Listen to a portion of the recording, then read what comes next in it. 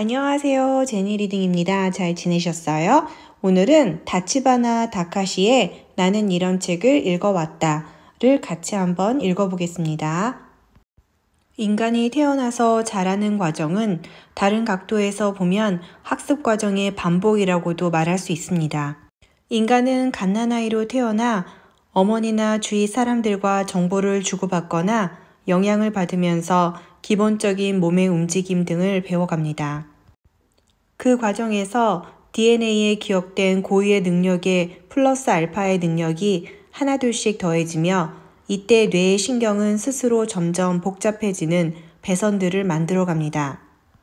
그러므로 인간이 성장해 간다는 것은 이처럼 자신의 뇌를 키워가는 과정이라고도 말할 수 있습니다. 시대를 초월하여 독자층을 계속 유지할 수 있는 서적만을 고전이라고 할 수 있으며 그 반대의 경우는 고전이라고 할 수 없습니다. 지금까지 테마가 큰 일을 맡게 되면 쌓아 올렸을 때 보통 높이 3에서 4m 정도 되는 관련 자료를 읽는 습관을 가져왔습니다. 원숭이학의 전문가와 대담을 하게 되었을 때도 서점에 가서 원숭이학 관련 신간 서적을 아주 기초적인 것부터 전부 사와서 읽어보았습니다. 쌓아 올린 높이로 치면 1m 정도였습니다. 어떤 분야든 최첨단 정보를 얻고 싶을 때 예를 들어 원숭이학에 관한 것일 경우 대략 높이 1m의 구입비 5만엔 정도의 자료를 읽으면 대강의 내용을 파악할 수 있습니다. 이렇듯 각 영역에 존재하는 지의 가장 선두에서 현재 무슨 일이 진행되고 있는지 알려주는 것은 그 영역과 관련된 전문서들입니다. 책을 사는데 돈을 아끼지 말라. 하나의 테마에 대해 책 한 권으로 다 알려고 하지 말고 반드시 비슷한 관련서를 몇 권이든 찾아 읽어라. 책 선택에 대한 실패를 두려워하지 말라. 자신의 수준에 맞지 않는 책은 무리해서 읽지 말라. 책을 읽는 도중에 메모하지 마라. 꼭 메모를 하고 싶다면 책을 다 읽고 나서 메모를 위해 다시 한번 읽는 편이 시간상 훨씬 경제적이다. 1991년 가을 어느 날 한밤중인 2시가 좀 지나서 다치바나 씨의 전화를 받았다. 작업실로 쓸 건물을 짓고 있는데 잠깐 봐주었으면 해. 짓고 있는 그 건물은 다치바나 씨의 자택에서 걸어서 3분 정도의 거리에 도로가 구부러지는 길 모퉁이에 있었다. 건평은 약 7평 정도라고 하는데 건물 끝이 둥글게 튀어나온 가늘고 긴 삼각형 모양의 기묘한 건물이었다. 우리 두 사람은 건물의 외벽을 올려다보면서 여러 가지 의견을 나눈 끝에 벽을 새까맣게 칠하고 그 위에 고양이 얼굴을 크게 그려 넣기로 의견을 모았다. 건물 벽에 종이에 그린 눈과 코에 밑그림을 붙이자 벽면이 둥글게 굽어 있어 눈과 눈 사이가 벌어진 멍청한 고양이 얼굴이 나타났다. 서둘러 눈과 눈 사이의 간격을 좁혀서 그리도록 조정하였다. 마침내 완성이 되어 건물 외벽에 있던 안전장치들을 모두 제거한 날 바로 앞 건물에 사는 주민은 앞으로 매일 이 고양이가 우리를 노려보는 거예요? 하며 비명에 가까운 소리를 냈다. 이 고양이가 이 거리의 명물이 되어 정말로 좋은 일이 많이 생길지도 모르지 않는가? 건물이 완성되자마자 여기저기에 소개되기 시작하였다. 그런 보도를 접하고 알게 되었는지 검은 고양이 빌딩이 어디입니까? 라고 물으며 멀리서 일부러 찾아오는 사람들도 많아졌다. 누구보다도 다치바나 다카시의 팬들은 이 건물을 필히 보러 왔다. 이 기묘한 고양이 빌딩을 보는 것으로 위대한 인물, 즉 이상한 사람이라는 다치바나 씨를 입체적으로 만나볼 수 있었던 것이다. 신간 서적의 세계는 웅덩이에 떠오른 물거품처럼 태어났다가 곧 사라져버리는 운명의 연속이라고 할 수 있다. 그분의 책은 서점의 판매대에서 사람들의 눈길을 채 받아보기도 전에 서점 수용 능력의 한계 때문에 혹은 짧은 판매대 체류 기간 때문에 사라져버리는 것이다. 글을 쓰는 목표는 책을 읽는 사람에게 그 책을 읽고 싶다는 기분이 들게 하여 서점의 판매대에서 그 책을 발견하였을 때 펼쳐보도록 하는 데 있다. 또한 그 책을 사야겠다는 기분까지는 들게 하지 못하더라도 그 책이 어떤 책인가를 알려주어 그 안에 실려있는 정보를 통해 생각지도 못한 놀라운 작은 지식의 세계를 경험하게 하고 책을 읽지 않은 사람에게도 지적 우주를 확대해 가는 즐거움을 맛볼 수 있도록 하는 데 있다. 책을 읽는 즐거움은 여러 가지가 있는데 그 중에서도 오호라 하며 마음속에서 놀라움의 탄성을 지를 수 있게 하는 한 구절을 만났을 때의 기쁨이 가장 크지 않을까 생각한다. 내 서평에는 그런 작은 탄성이 몇백 권 분량 이상으로 담겨 있으며 정보량도 상당히 많은 편이라고 자부한다. 일반적으로 읽는 것 자체를 즐기기 위한 책은 속독을 하지 않는 것이 좋다. 속독이 가능하고 또한 속독하는 편이 더 나은 책은 읽는 것 자체를 즐기는 책이 아니라 정보가 가득 차 있는 조금은 전문적인 내용의 책으로 실려있는 정보를 취하는 것 자체를 목적으로 하는 참고 자료 같은 종류이다.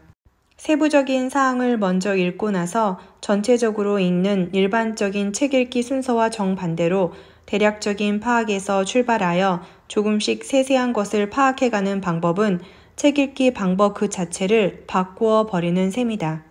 이를 회화적인 책 읽기 방법으로의 전환이라고 바꿔 말해도 좋을 것이다. 회화는 공간 예술이므로 신호를 연속적으로 쫓을 필요가 없다. 먼저 조금 떨어진 곳에 서서 그림 전체가 시야에 들어오게 한다. 다음에는 조금씩 그림 가까이 다가가면서 세부적인 부분을 들여다본다. 세상에 존재하는 책의 양을 살펴보면 어떤 대규모 미술관이나 미술전보다도 작품의 신뢰가 가지 않을 정도로 많아서 처음부터 순차적인 책 읽기 방법을 취한다면 한평생이 아니라 수백 년이 걸려도 다 읽지 못할 만큼 엄청난 양이다. 더구나 그 안에는 쓰레기만도 못한 것이 산더미만큼 섞여 있기 때문에 전부 처음부터 차분히 읽는 방식은 절대로 시도할 필요가 없는 무모한 짓이다. 그런 무모한 방식으로 책을 읽으면 꼭 읽어야 할 책을 만나보지도 못한 채 일생을 마치게 될 것이 분명하다. 차분히 읽을 가치가 없는 책까지 시간을 들여 읽는다는 것은 시간과 내 수용 능력을 헛되이 낭비하는 일일 뿐이다. 속독 기술의 핵심 요령. 우선 처음부터 끝까지의 내용은 정확하게 알 수 없더라도 단락 단위로 대충 훑어보고 나서 다시 훑어본다. 그렇게 일단 끝까지 읽어본 뒤 다시 한번 읽을지 생각해본다. 처음부터 끝까지 천천히 문장 하나하나를 읽을 마음으로 시작한 책이지만 도중에 그만 읽고 싶어지면 단락 단위로 훑어보는 방법으로 바꾸어 어쨌든 끝까지 대충이라도 훑어보는 것이 중요하다. 끝까지 읽고 나면 그 책은 그렇게 자세히 읽을 필요가 없는 책이라는 것을 깨닫게 될지도 모른다. 요컨대 내가 말하고 싶은 것은 책은 반드시 처음부터 끝까지 전부 읽을 필요가 없다는 사실이다. 결국 책을 읽는데 가장 중요한 점은 그 책이 지금 나에게 어떤 책 읽기 방법을 요구하고 있는지 재빠르게 판단하여 적절한 방법을 선택하는 것이다. 그리고 단어 하나하나, 문장 하나하나를 보며 전체를 읽어야 하는 책이 의외로 적다는 사실을 깨닫고 맛을 음미하며 즐기듯 찬찬히 읽는다. 논리를 정확하게 파악해가며 정독한다. 필요한 부분, 궁금한 점만을 찾아 읽는다. 대충 책장을 넘기며 훑어보다가 눈이 머문 곳만을 읽는다. 키워드 중심으로 정보만 읽는다 등 자신의 책 읽기 방법에 몇 가지 변화를 주면서 그 책에 맞는 책 읽기 방법을 선택하는 것이다. 책이란 만인의 대학이라고 생각한다. 어느 대학에 들어가건 사람이 대학에서 배울 수 있는 것은 양적으로든 질적으로든 극히 일부분에 불과하다. 대학에서도 대학을 졸업하고 나서도 무엇인가를 배우려고 한다면 인간은 결국 책을 읽지 않을 수 없다. 대학을 나왔건 나오지 않았건 일생 동안 책이라는 대학을 계속 다니지 않는다면 아무것도 배울 수 없다. 나는 지금까지 살아오면서 책이라는 대학에 지속적으로 그 누구보다도 열심히 다니고 있다. 때로는 책이라는 대학의 한가운데를 하염없이 거닐거나 노는 기분으로 긴장을 늦추는 행동을 다양하게 취해보면서 공부를 계속해왔다. 그런 선배가 쓴 가이드북인 이 책이 책의 숲이라는 대학 안에서 때로 길을 잃고 헤매는 사람들에게 안내자로서 도움이 된다면 다행이겠다. 그리고 마지막으로 어떤 책을 읽더라도 잊지 말아야 할 충고 한마디 하겠다. 책에 쓰여 있다고 해서 무엇이건 다 믿지는 말아라. 자신이 직접 손에 들고 확인할 때까지 다른 사람의 말은 믿지 말아라. 이렇게 해서 다치바나 다가시의 나는 이런 책을 읽어왔다를 다 읽게 되었습니다. 어떠셨나요? 저는 이 책을 읽으면서 제일 기억에 남는 부분은 다치바나 다카시는 어느 분야에 대해 알고 싶으면 500권 넘는 책을 읽었다고 합니다. 그런데 우리는 5권 정도 읽고 나서 다 알고 있다고 자부하는 그런 자만에 빠지게 되는데요. 평생 500권도 못 읽고 생을 마치는 사람도 있습니다. 저도 마찬가지일 수도 있고요. 그래서 깨달았습니다. 전체적으로 책을 훑어본 후 가치가 있으면 한 번 더 읽어보고 그렇지 못한 책은 과감히 버려도 된다는 사실을요. 여러분도 이런 방법을 깨우쳐서 일생에 꼭 읽어야 할 책을 놓치지 않으셨으면 좋겠습니다. 이렇게 저와 계속 책을 읽고 싶다면 좋아요, 구독, 그리고 댓글 남겨주세요. 다음에 또 만나요.